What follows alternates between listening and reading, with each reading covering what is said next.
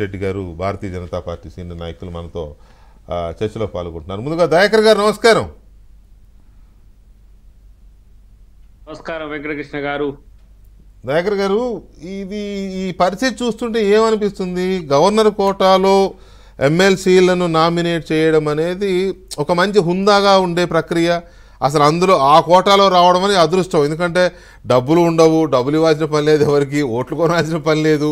తర్వాత ఆ కోటాలో రావడం అంటే ఒక మేధావి అనే ఒక ఇంప్రెషన్, ఇవన్నీ ఉంటాయి. సోషల్ వర్కర్ ఏదో సంథింగ్.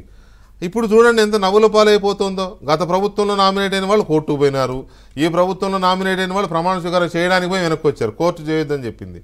సో మీకేమనిపిస్తుంది? అనాలిసిస్ ఏంటి? యా, గుడ్ ఈవినింగ్ వెంకటకృష్ణ గారు, ఇద్దరు మిత్రులకు కూడా నమస్కారం. ఒకటేంటంటే ఇది అంటే రాజ్యాంగబద్ధ వ్యవస్థల మధ్యన వచ్చిన ఒక కాంట్రా. గవర్నర్ గారు కూడా జ్యుడిషియరీని, అంటే ఆయన గవర్నర్ అనే వ్యవస్థని కస్టోడియన్ ఆఫ్ ది కాన్స్టిట్యూషన్, అంటే మేజర్ లాకు వారే కస్టోడియన్. తమిళసై గారు ఉండని ఇంకెవరైనా గవర్నర్ ఎవరున్నా వారే కస్టోడియన్ గా ఉంటారు. అంటే రాజ్యాంగ పరిరక్షణ వారి బాధ్యత. అవును. ఇటువైపు 4 అంగాల్లో, అంటే ఇటు ఎగ్జిక్యూటివ్ కానీ, లేదంటే మీడియా కానీ, పొలిటికల్ కానీ, వాటికి అంతా కూడా జ్యుడిషియరీనే కస్టోడియన్గా ఉంటుంది. అంటే ఎక్కడ ఏ చట్టాలు అమలులో ఎలాంటి లోపం వచ్చినా కూడా చూసేది న్యాయ వ్యవస్థ. సో ఈ న్యాయ వ్యవస్థకు రాజ్యాంగ వ్యవస్థకు మధ్యన వచ్చిన సమస్య ఇది. దీన్ని ఎట్లా చూడాలనే విషయంలో గతంలో కూడా పాడి కౌశిక్ రెడ్డి గారి విషయంలో ముందు సమస్య అయింది. తర్వాత మన దాసు శ్రవణ్ గారు, సత్యనారాయణ గారు, వారు ఎక్స్ఎమ్మెల్యే, తర్వాత సంగారెడ్డి నుంచి పనిచేసిన వారు, టీఆర్ఎస్లో ఉన్నారు. ఇద్దరు టీఆర్ఎస్ ఫేసెస్ అనే ఉద్దేశంతోనే వాటిని నిలుపుదల చేసినట్టుగా మనం భావించినప్పుడు కూడా శ్రవణ్ గారు దాని విషయంలో కోర్టుకు వెళ్ళిండి. ఏంటంటే నేను ప్రొఫెసర్ని కూడా, నాకు డాక్టరేట్ ఉన్నది, సామాజిక సేవ ఉన్నది అనే ఉద్దేశంతో వారు వెళ్ళిండ్రు. ఆ విషయంలో గవర్నర్ గారు వాటిని నిలిపివేయడం వల్ల వచ్చిన సమస్య. ఇప్పుడు తెలంగాణ వచ్చిన తర్వాత ఆ 2 ఎమ్మెల్సీ పోస్టుల ఖాళీ విషయంలో నోటిఫికేషన్ వచ్చింది. అవును. ఆ క్రమంలో గవర్నర్ గారు ఫస్ట్ కూడా నిలిపివేసిండ్రు, కోదండరామ్ గారిని, ఖాన్ గారిని, ఇద్దరిని కూడా నిలిపివేసిండ్రు మొదట.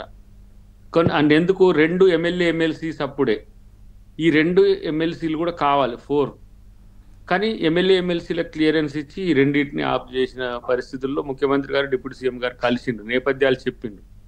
ఒకరు సామాజిక సేవ వైపు ఉంటే, ఇంకొకరు తెలంగాణ ఉద్యమంతో పాటు సరే రాజకీయ పక్షంగా ఉన్నప్పటికీ కూడా కోదండరామ్ గారి నేపథ్యం గవర్నమెంటల్ ఇష్యూస్ లో కూడా చేసిన వ్యవస్థను ఆమె అంగీకరించింది.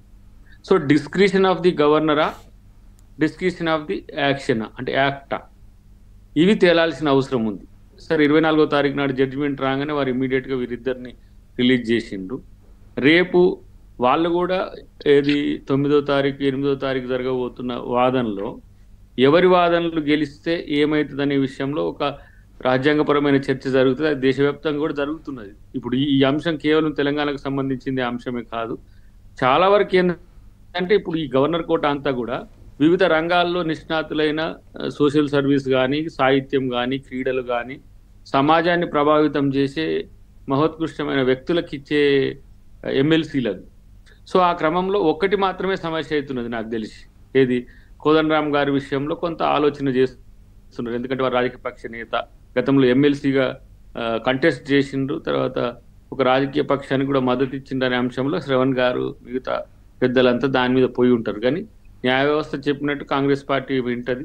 నాకు తెలిసి ఏంటంటే కోదండరామ్ గారిని ఈ 5-6 సంవత్సరాల నేపథ్యాన్ని కాకుండా ఒక 68 సంవత్సరాల సుదీర్ఘ ఏమంటాము సామాజిక సమస్యల మీద పోరాడిన కోదండరామ్ గారిని, తెలంగాణ ఉద్యమం కొరకు పోరాడిన కోదండరామ్ గారిని చూస్తే పోయేది లేకుండే అని నాకు అనిపించింది. బట్ ఏమైనా న్యాయ వ్యవస్థ పరిస్థితి రాజకీయాలు అట్లా ఉండదు కదా, మాకు రాలేదు కాబట్టి అవతల వాళ్ళకి ఎట్లా ఇస్తారనే ప్రశ్న వస్తుంది. డెఫినెట్గా ఇప్పుడు రాష్ట్రపతి సూచించే వాటిల్లో కూడా రాష్ట్రపతి ఎంపీలను రాజ్యసభకు కూడా 12 ఇట్లనే ఉంటాయి. ఆ విషయాల్లో కూడా కొంత కాంట్రడిక్షన్ ఉన్నది. అంటే ఇప్పుడు అమితాబ్ బచ్చన్ గారు కానీ, జయ బచ్చన్ గారు కానీ గతంలో అయినప్పుడు, సచిన్ టెండూల్కర్ అంటే ఆయనకి ఏమి అసలు రాజకీయ వాసనలే లేవు. కానీ ఇక్కడ కోదండరామ్ గారు ఇప్పుడున్న విపక్షానికి కొంత వచ్చిందని నేను అనుకుంటున్నా. బట్ ఏదేమైనా సరే అల్టిమేట్ గా ఇంకో అవకాశం కాంగ్రెస్ పార్టీ ఇస్తుంది. మా పార్టీ కొరకు గతంలో వారు త్యాగం చేసిండ్రు కాబట్టి డెఫినెట్ గా వారిని అకామిడేట్ చేయడంలో కాంగ్రెస్ పార్టీకి పెద్ద సమస్య ఉంటుందని అయితే నేను అనుకోను. రైట్, ఒక్క నిమిషం దయాకర్ గారు.